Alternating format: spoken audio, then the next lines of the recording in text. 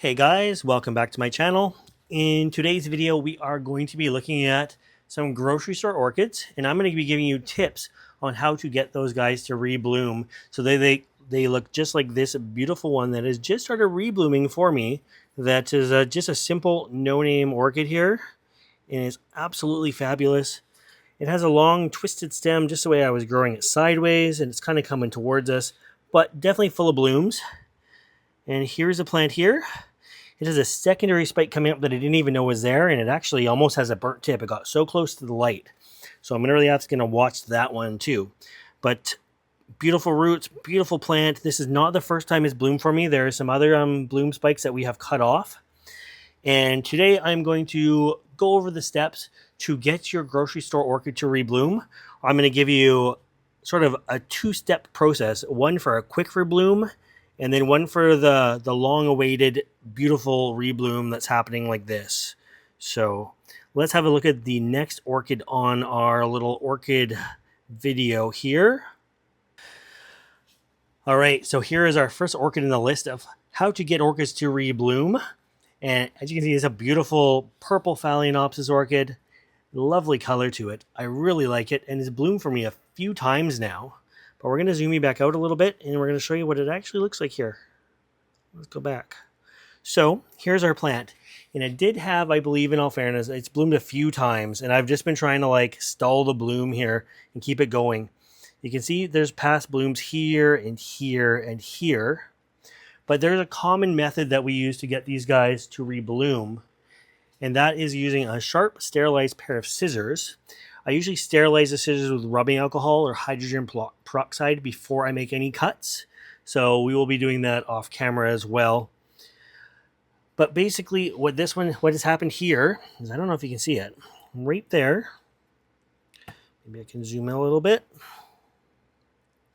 Is where I made my cut. And I cut the stem halfway down, but still leaving some active nodes below it that would hopefully reactivate and grow. From there, you have a chance to get anywhere from 1 to 5 blooms usually. And in this case, luck wasn't in my favor. And I got this one beautiful one. Now this took a long time to get, and we might have had actually 2 on it. But in all fairness, it took a long time still. By the time you cut it and then another node reactivates and then it grows, months definitely go by. So this is sort of the shortcut method, but it can work and it can sometimes pay off. But in this case, really cutting it there below the node wasn't the best option for me at all, especially if I'm looking for like a full-blown new bloom. So this is another one here that I didn't bother cutting anything with.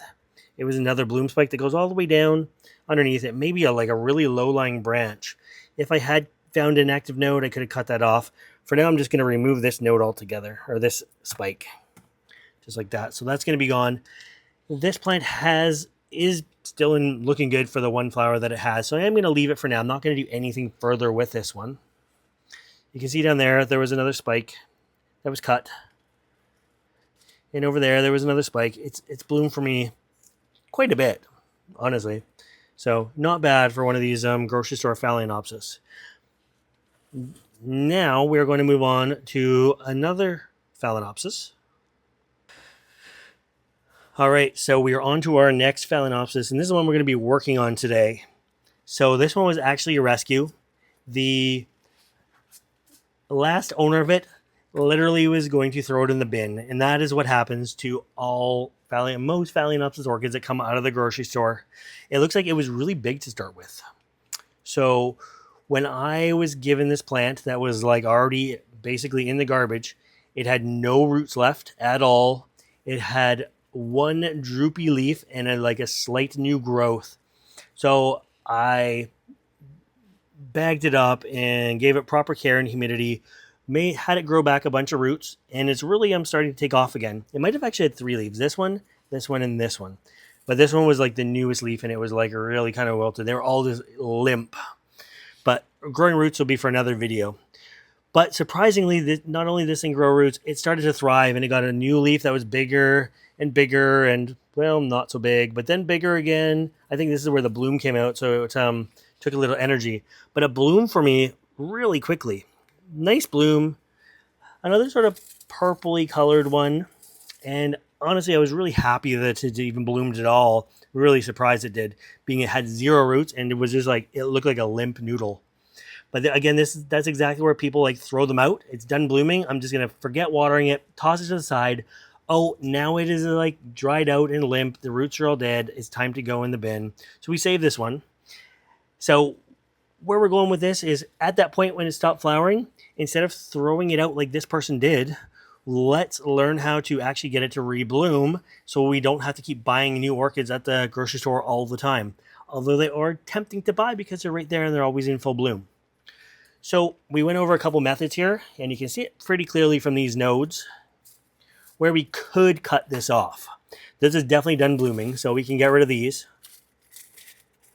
And this is where most people just leave it and let it go. Nothing will ever happen again as long as this spike is here, existing with juices flowing through it. If it hasn't dried up, this orchid is going to sit in limbo, kind of just waiting in almost dormancy. And you know what?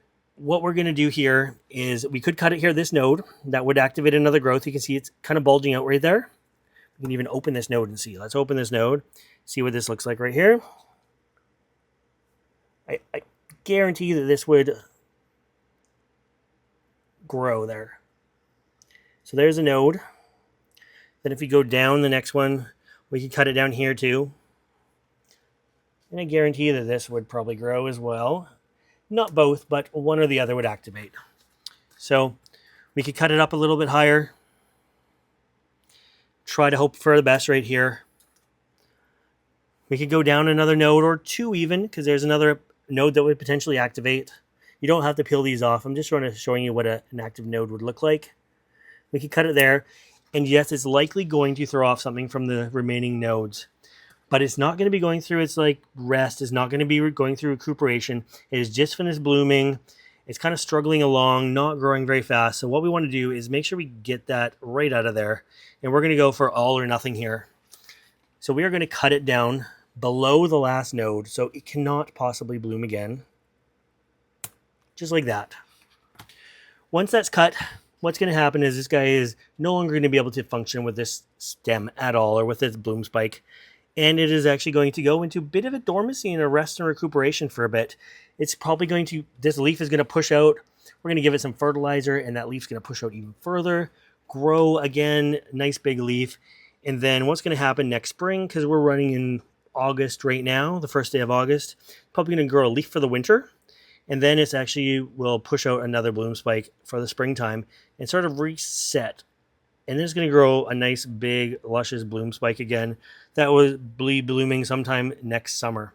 So we do have this down period, but it's very healthy for the orchid to have that down period. It's definitely the #1 way to get it to rebloom. So while it's recuperating, you're going to want to just set it on a bright, sunny window. If it's a south-facing window, you're going to want some sort of sheer curtains in front of it. It would love some morning light or some evening light from an east or west window. If all you have is north-facing windows, then you might even want to supplement it with like an LED light, at least over the winter time for the darkest time of year. And then by spring, I'm assuming that we are going to get a new growth, a new flower spike coming out about here. They usually go 1, 2, 3 nodes down and then bloom out from there. And that's where we'll probably expect the next one to come from. Being, well, actually, you can kind of see the old one right there. So yeah, the next one's going to come out 3 leaves down right there. Anyways, I hope you enjoyed this quick video on how to take care of and rebloom your grocery store orchid. It saves it from going in the trash like this one we saved from going in the trash. This is the fate of 99% of grocery store Phalaenopsis orchids. So let's try to get these guys to rebloom, and they can live happy lives on your windowsills, growing nicely. I hope you liked this video, and if you want to see more videos like this, make sure you subscribe to my channel. As always, thanks for watching. Bye, guys.